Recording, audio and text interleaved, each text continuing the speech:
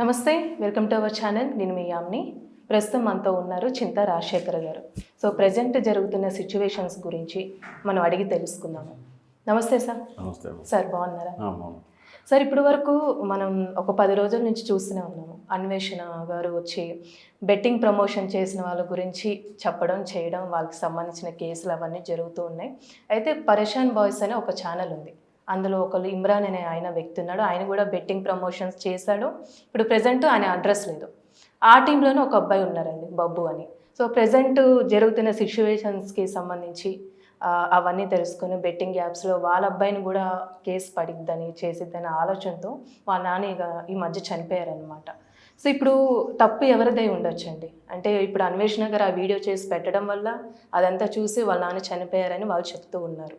So దీని గురించి ఇక్కడ ఒక ఛానల్ పెట్టిన తర్వాత ఆ ఛానల్లో ఉన్న వాళ్ళందరికీ అది ఎఫెక్ట్ కాదు. ఆ ఛానల్లో ఎవరు వచ్చి బెట్టింగ్ యాక్ట్ని ప్రమోట్ చేశారో వాళ్ళ మీద కేసు ఉంటుంది. ఒకవేళ బబ్బు వచ్చి కనుక మీరు బెట్టింగ్ చేయండి అని చెప్పింటే కనుక డెఫినెట్గా బబ్బు మీద కూడా కేసు ఉంటుంది. కానీ అతను చెప్పకుండా కేవలం ఇమ్రాన్ అంటే ఛానల్ యజమాని మాత్రమే చెప్పినట్టయితే కనుక ఎవరైతే వచ్చి చెప్పారో వాళ్ళ మీద వస్తుంది.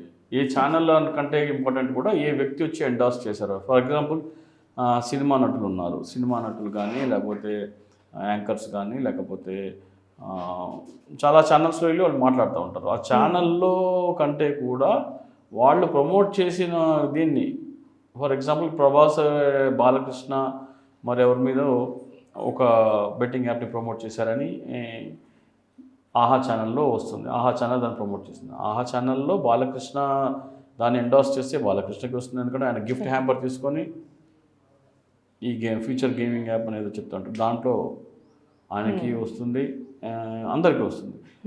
అలా అని బాలకృష్ణ పక్కన నుంచుని లేదా ఆ షోలో వచ్చిన గెస్ట్కి రాదు. ఎవరు దాన్ని ఎండార్స్ చేశారని దాని మీద ఉంటుంది. సో ఒకవేళ ఇమ్రాన్ ఛానల్ కాబట్టి బహుశా మోస్ట్లీ ఇమ్రానే చెప్పుంటాడు. నాకు ఈ బబ్బు చెప్పాడో లేదో నాకు అయితే ఐడియా లేదు.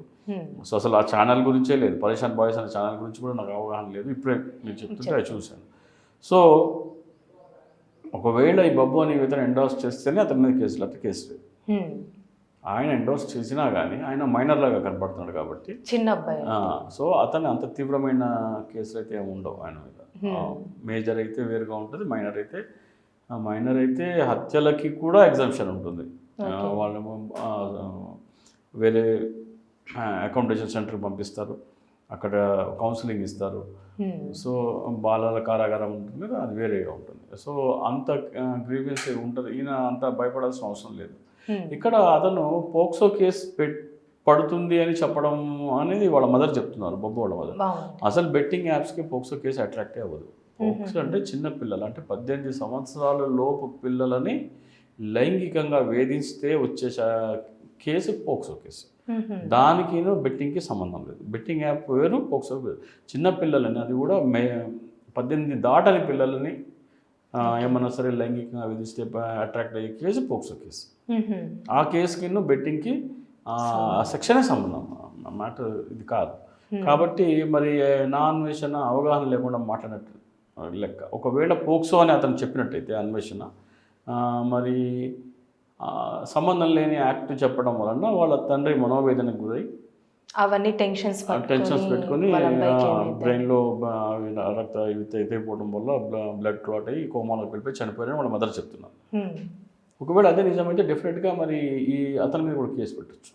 అనవసరంగా మమ్మల్ని మనోవేదనకు గురి చేసి మా తండ్రి గారి ప్రాణాలు పోవడానికి ఆయన కారకుడు అయ్యాడు అని చెప్పేసి డెఫినెట్గా ఈ బబ్బు అనే వ్యక్తి కూడా నా అన్వేషణ మీద కేసు పెట్టేయచ్చు. ఆయన కూడా వేయచ్చు. ఎందుకంటే లేని సెక్షన్ ఈయన మీద పడుతుందని చెప్పాడు.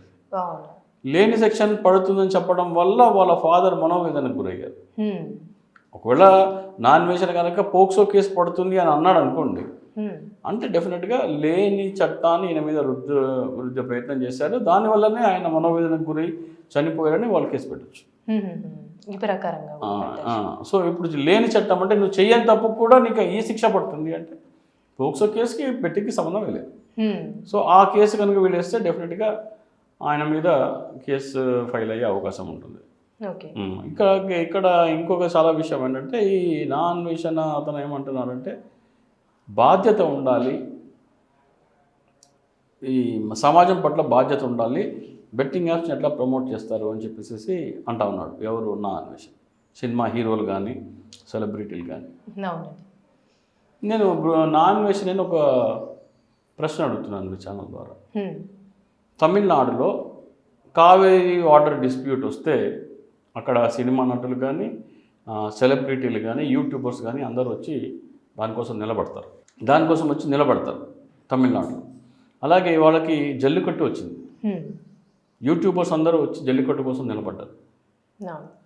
సో నా అన్వేషణ, అతని పేరు హరి అనుకుంటా, నేను ఒక ఈమెయిల్ కూడా పెట్టడం జరిగింది ఆయనకి. ఆయన ఈమెయిల్ చూసి ఆయన దీని ఐడి నుంచి ఈమెయిల్ తీసుకుని ఈమెయిల్ కూడా పెట్టడం జరిగింది. మీరు సమాజం పట్ల ఇంత బాధ్యత ఉందని చెప్తున్నారు కదా, ఆంధ్రప్రదేశ్కి, మీరు ఆంధ్రప్రదేశ్ వాసి, బహుశా శ్రీకాకుళమో విజయనగరం జిల్లా వాసి ఉంటారు, ఆయన భాషను బట్టి చూస్తే తెలుస్తుంది, ఉత్తరాంధ్రకు చెందిన వ్యక్తి. ఆంధ్రప్రదేశ్ రాష్ట్ర విభజన తర్వాత ఆంధ్రప్రదేశ్కి కేంద్ర ప్రభుత్వం ఇస్తున్న అతిపెద్ద హామీ ప్రత్యేక హోదా, రైల్వే జోన్, కడపకి ఉక్కు కర్మాగారం, వెనుకబడిన జిల్లాలకు నిధులు, ఇవన్నీ ఇస్తా అన్నారు. ఇవన్నీ ఇవ్వకపోగా విశాఖపట్నం రైల్వే జోన్కి ఉన్నది కూడా తీసుకెళ్ళి ప్రైవేటైజ్ చేస్తా అంటున్నారు. మీ బాధ్యత ఏంటి? నా అన్వేషణ హరి గారు, మీ బాధ్యత ఏంటి? మరి తమిళనాడులో నిలబడినట్టు మీరు నిలబడతారా? మాకు ప్రత్యేక హోదా ఇచ్చేంత వరకు, మాకు కడప ఉక్కు కర్మాగారం ఇచ్చేంత వరకు, విశాఖ స్టీల్ ప్లాంట్ ప్రైవేటీకరణ నిలిపేసేంత వరకు, రైల్వే జోన్ ఇచ్చే వరకు, వెనుకబడిన జిల్లాల నిధులు ఇచ్చే వరకు మేము కేంద్ర ప్రభుత్వానికి కానీ కేంద్ర ప్రభుత్వానికి మద్దతుగా ఉన్న పార్టీలకు కానీ ఓటు వేయము అనే నినాదం ఏమన్నా తీసుకుంటారు? నినాదం అంటే మీరు వచ్చి రోడ్లెక్కి, రైళ్ళు ఆపి, బస్సులు ఆపి, అద్దాల షాపులు ఆపి ఏం అక్కర్లా, ఒక బ్యాడ్జ్ ఇలా పెట్టుకోండి. దీని మీద ఏముంది? ఆంధ్రప్రదేశ్ మ్యాప్ ఉంది, పొట్టి శ్రీరాములు గారి ఫోటో ఉంది, ప్రత్యేక హోదా ఆంధ్రప్రదేశ్ హక్కు అని ఉంది. సో నేను నా అన్వేషణ అంటే హరి గారిని అడుగుతున్నాను, ఆంధ్రప్రదేశ్లో 5 కోట్ల మంది ప్రజలు కేంద్ర ప్రభుత్వం మాకు ఇవ్వాల్సింది ఇవ్వకపోతే మీకు ఓటు వేయము అనే నినాదాన్ని మీరు ఎండోర్స్ చేస్తారా? మీకు బాధ్యత ఉందా? బెట్టింగ్ యాప్స్ గురించి మాట్లాడుతున్నారు సరే, ఇంకా పొలిటికల్ అనే సర్కిల్ ఎవరు లేదు, మీరు బాధ్యత అంటున్నారు కదా, మీ బాధ్యత లేదా? ఆంధ్రప్రదేశ్ రాష్ట్రానికి ప్రత్యేక హోదా గురించి మాట్లాడడానికి మీకు బాధ్యత లేదా? మరి తమిళనాడులో జల్లికట్టు కోసం అందరూ సెలబ్రిటీలు వచ్చి, యూట్యూబర్స్ వచ్చి నిలబడ్డారు కదా, మీరు నిలబడతారా? అంటే మీరు వ్యూస్ కోసం చేస్తున్నారా, లేకపోతే నిజంగా బాధ్యత ఉందా మీకు?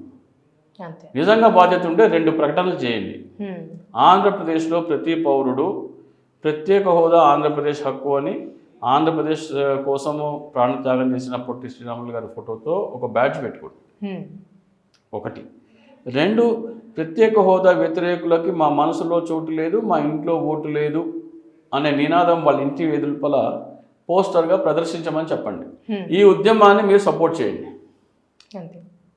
మీకు బాధ్యత ఉంటే, ఏ రోజు వాళ్ళది చేశారు వీళ్ళది చేశారు కాదు, మీరేం చేస్తారు రాష్ట్రానికి, ఆంధ్రప్రదేశ్ రాష్ట్రానికి మీరేం చేస్తారు? మీరు చేసే వీడియో డబ్బులు సంపాదించుకోవడమేనా, లేకపోతే దీనికోసం చేస్తున్నారు?